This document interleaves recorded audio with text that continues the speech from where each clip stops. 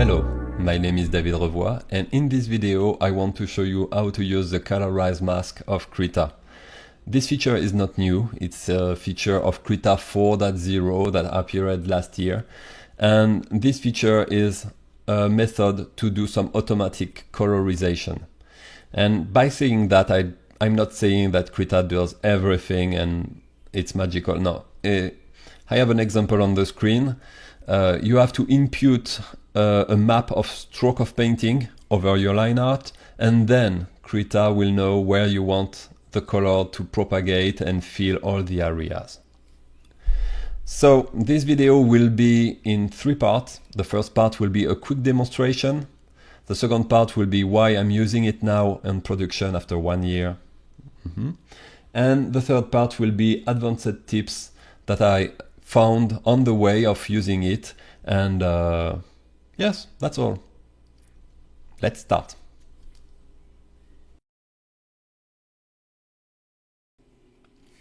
If you want to quickly get started with the colorized mask feature, you need a line art. That's a bit obvious. And I made this one over this sketch this morning.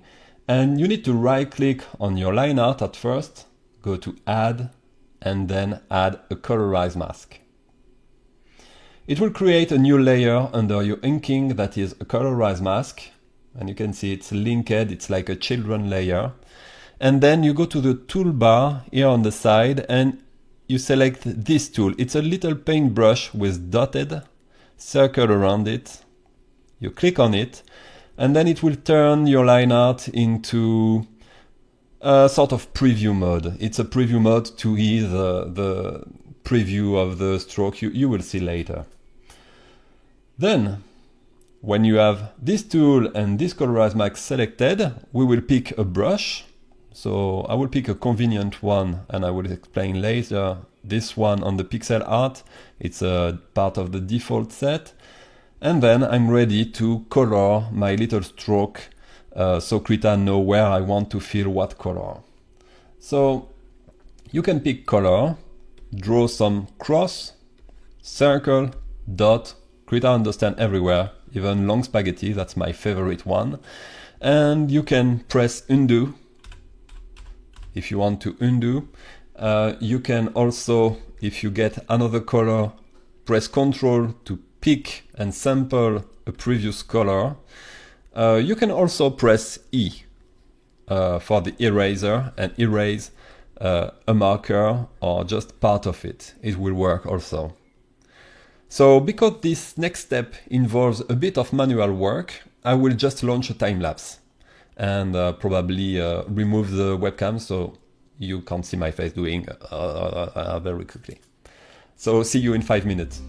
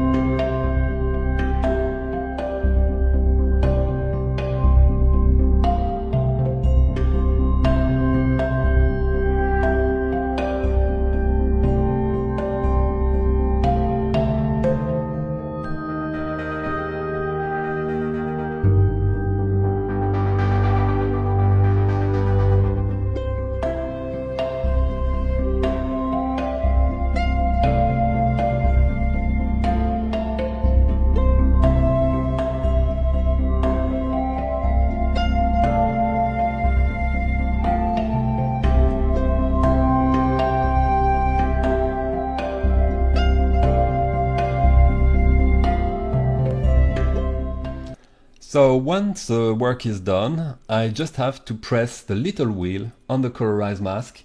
It's here on the corner, and this will tell Krita that I want a rendering. So you can see the progress bar here. And then Krita proposed me a rendering. So I am still in interactive mode and Krita proposed the color under the stroke so I can see the stroke and the color, but if I want to see the rendering, I have to click on this little pencil here on the layer. And then I can see the result. So of course there is a lot of little issues. And these little issues, like here on the shirt, like here on the leaf, like the eyes, I didn't put a white colors, but all of this is normal because if I made some better marker, maybe Krita could have guessed better. So I will do a post-fix pass. So I'm clicking this pencil again. So now we are back into our interactive mode. And then I will zoom in to have some bit of more precision. And I will select with the color and color click to pick the color. And then I will do some little cleaning here and there. So I had this part.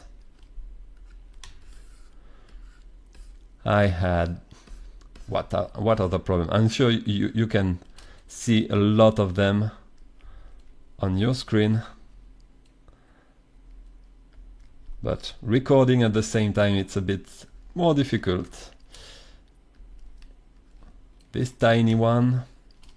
Oh yes. I remember on the skin here and here. And of course I forgot about the eyebrow.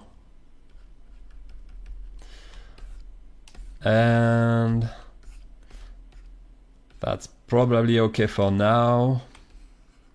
So I'm clicking on the little wheel again to call another rendering now.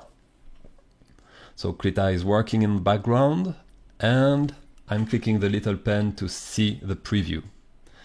So now everything is much better. You can see that there is a little refresh issue. So this you can press the hide layer, the little eyes, and press it again. If you have this type of issue, it's just a refreshing issue. It's not a big deal.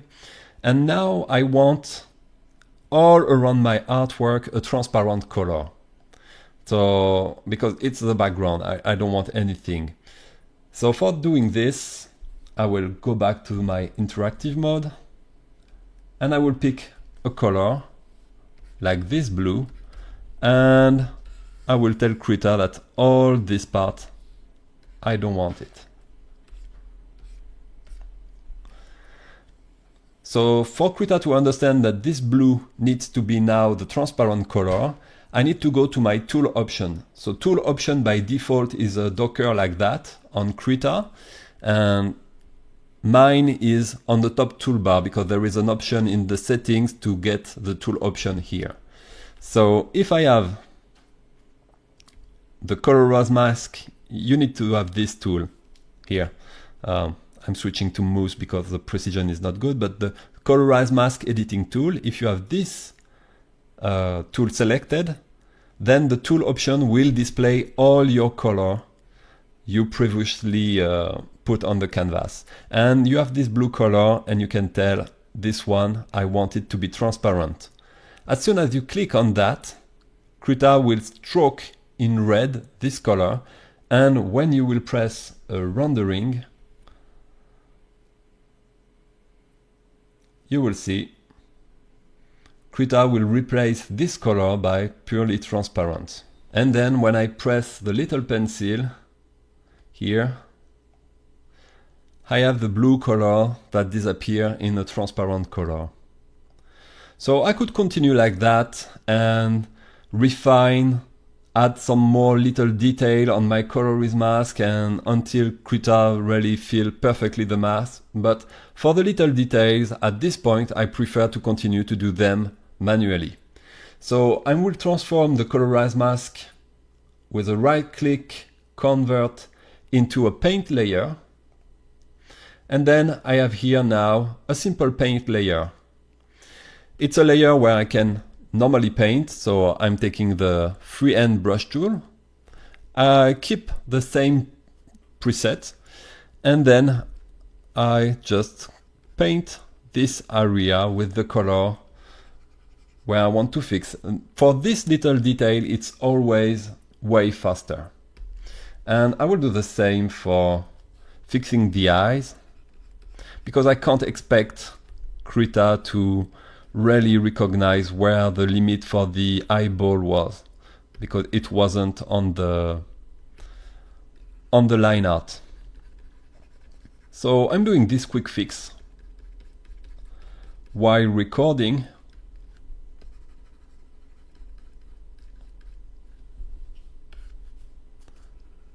a little bit of white on the eyes. I'm checking if I'm not doing something wrong with the M key to see in the mirror, but it looks okay. For sure I could do better, but for a demonstration it's not bad. And I will fix also the, I don't know how to call it, sweatshirt, maybe her shirt. And I had some issues here also, and here, maybe there. Maybe this part was transparent and I forgot to tell about it. But that's okay. You can do some many little postfix this way.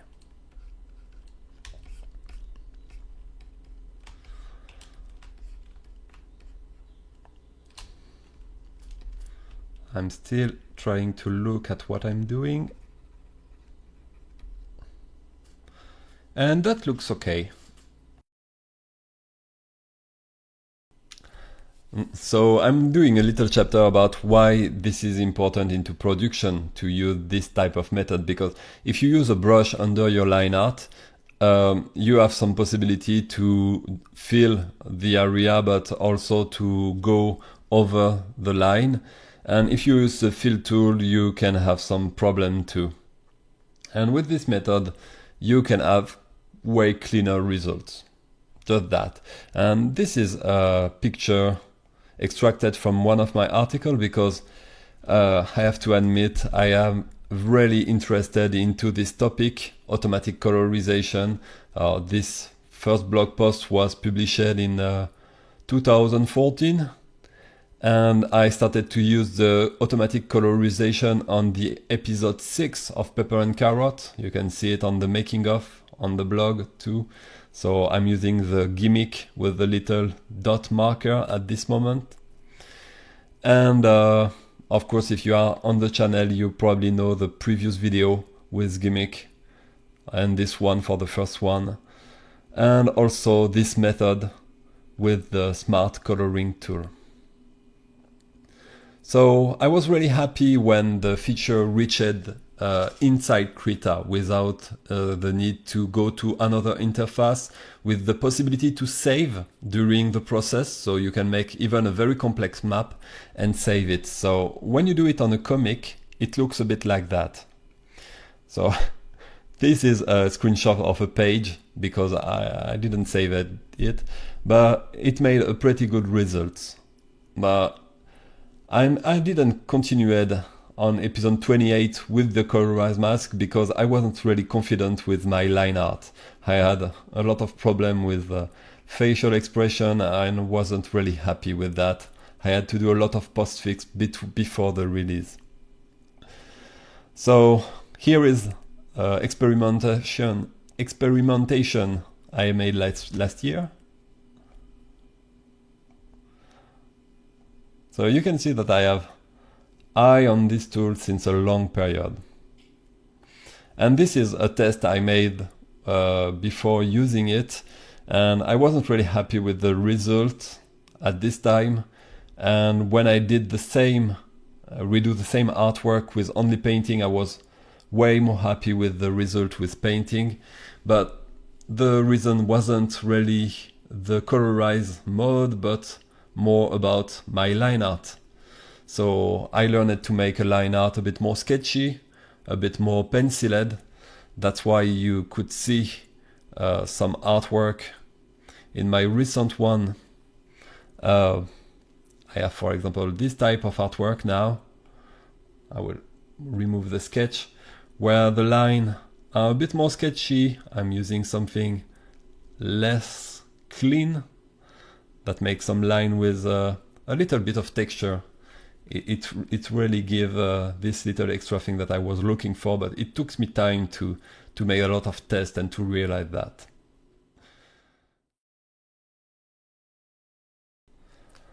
So my first tip when using the colorize mask feature is to use an aliased brush. So in the demonstration, I took the pixel art brush.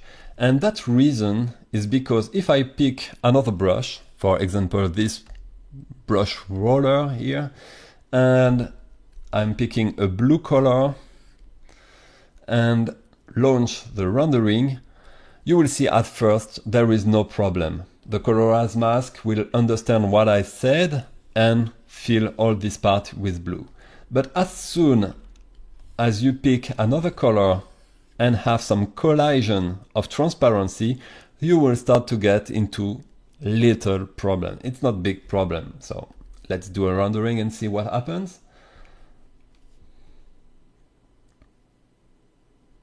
So I will turn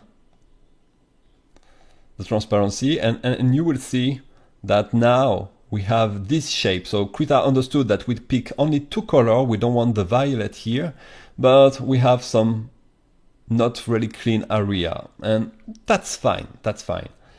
The big problem will happen when you will want to sample this color now for this area, and you want to come back to it to this area. And because this color now have a little texture and are each other, it will be very hard to pick back the good color you had. So by selecting a brush like the pixel art one, I'm doing undo, you avoid this thing, because if you have some red color and some blue color colliding, each time you color pick, it will be or one color or the other. You will not get in between colors between the two, and sometimes in little area this does count a lot, and especially on comic page where there is a lot of tiny area and a lot of characters. So my second tips is, when you apply the colorize mask into and convert it into a paint layer, just keep it keep detailing it, so you see for the eyes, with a pixel brush. And that's because if I turn off the ink layer, you will see that all this aliasing will make the replacement of color very easy. And Krita have powerful tool for that. So for example, if I pick now the paint, the fill box, fill tool, if I pick it and I want this color to change, I can just take the color, click on it, and it will be easy to replace it. And if I turn off, you see that all the color were affected. If I had some aliasing, so some this little transition and some not pure color, I would get some issue with that. And this fill tool is really powerful in Krita, because you can also play on the opacity. So for example, get 25% opacity of the fill tool and pick a very strong color and just ask to influence it by 25% this color. So you can sort of do the mixing of your color to get this leaf a little bit yellowish, the hair too, for example, and the eye a bit more blue, and the skin just a tiny bit more pink, etc., etc. So I really like to just adjust the color later and don't really mind about getting the perfect color during the colorize mask process. But getting this type of aliasing sometimes does this under the colorize, because you have sometimes transparent line art, as I do here, and it's not really looking beautiful. So my third tip would be to, when you are done with the editing, you just apply on the top of your colorize area just a slightly tiny Gaussian blur. So I propose a 2 pixel anti-alias one. So you just set the Gaussian blur to 2 pixel and it will smooth all this aliasing, and you will get a sort of anti-aliasing around your shape now. So you don't have this big step, this big aliasing under your line art. And now you are ready for shading. So that's all for the tips, and I hope you liked this tutorial. I will continue this tutorial maybe next week, maybe in 2 weeks. It depends the time I have on the production of pepper and carrot. And I will continue it with a shading tutorial. So you probably saw on the previous video, I made the shading of the character with a single layer, and I will show you how I use it and what we can do about that. So if you like it, you know what to do with the YouTube, etc. And also this video will be available on PeerTube. That's all. Thank you for watching and thank you for your comments as usual. Bye bye.